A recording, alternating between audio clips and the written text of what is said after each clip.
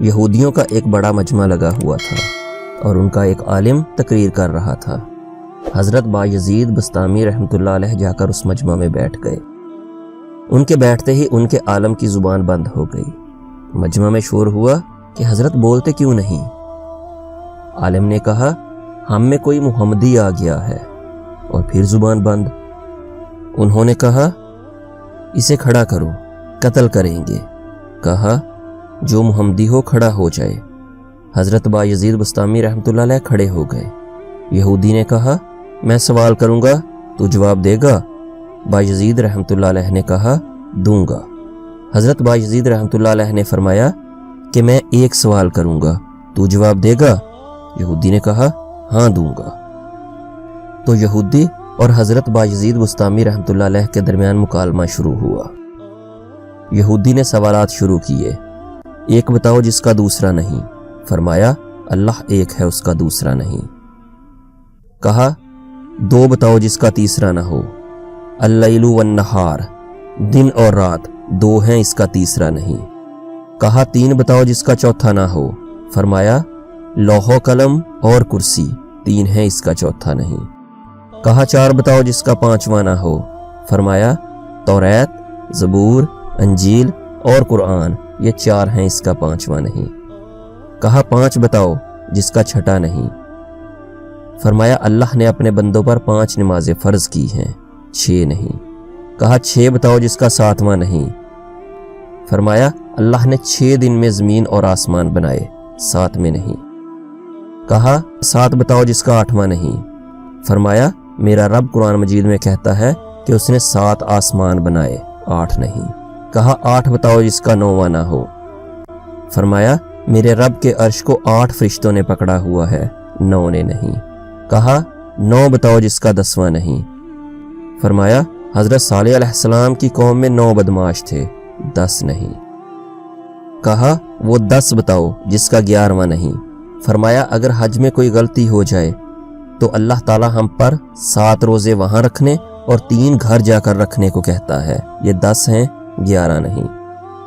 کہا وہ 11 بتاؤ جس کا 12 نہیں۔ فرمایا حضرت یوسف علیہ السلام کے 11 بھائی تھے، 12 نہیں۔ کہا وہ 12 بتاؤ جس کا 13 نہیں۔ فرمایا اللہ تعالیٰ نے سال میں 12 مہینے پیدا کیے ہیں، 13 نہیں۔ کہا وہ 13 بتاؤ جس کا 14 نہیں۔ فرمایا حضرت یوسف علیہ السلام نے اپنے باپ سے کہا میں نے 11 ستارے، 1 سورج اور 1 چاند دیکھا جو مجھے سجدہ کر رہے ہیں، یہ 13 ہے، 14 نہیں۔ کہا وہ چیز بتاؤ جس کو اللہ تعالیٰ نے پیدا کیا اور اس کے بارے میں خود ہی سوال کیا۔ فرمایا حضرت موسیٰ علیہ السلام کا عصا اللہ کی پیداوار ہے، اور خود ہی سوال کیا اے موسیٰ یہ تیرے ہاتھ میں کیا ہے؟ کہا بتاؤ سب سے بہترین سواری کیا ہے؟ فرمایا گھوڑا۔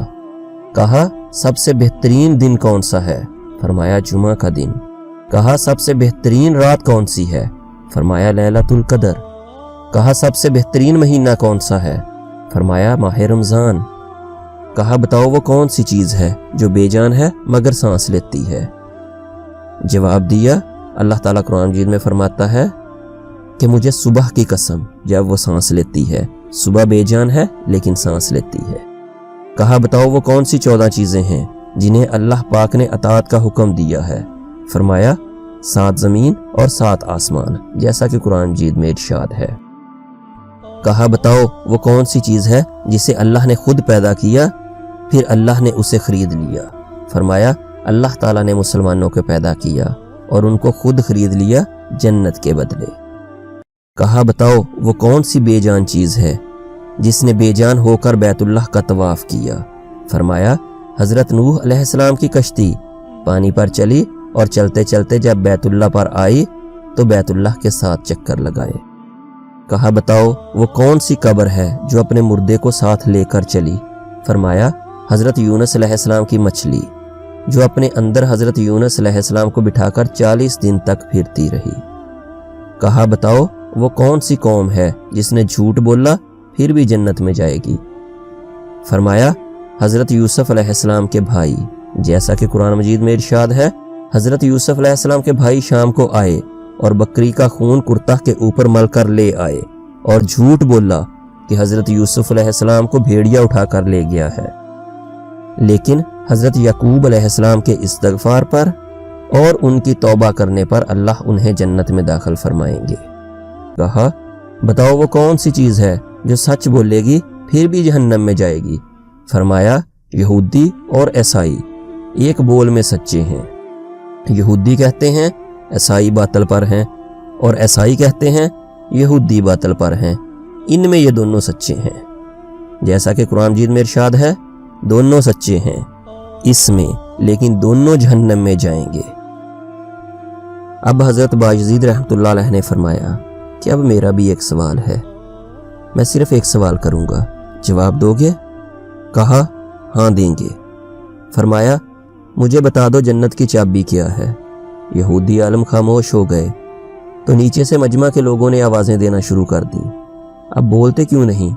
तुम लोगों ने सवालों की बौछार कर दी और वो हर एक का जवाब देता रहा, और अब उसने एक सवाल किया है और तुम सब लोग खामोश हो गए हो। यहूदी आलम कहने लगा, जवाब मुझे आता है मगर तुम लोग मानोगे नहीं।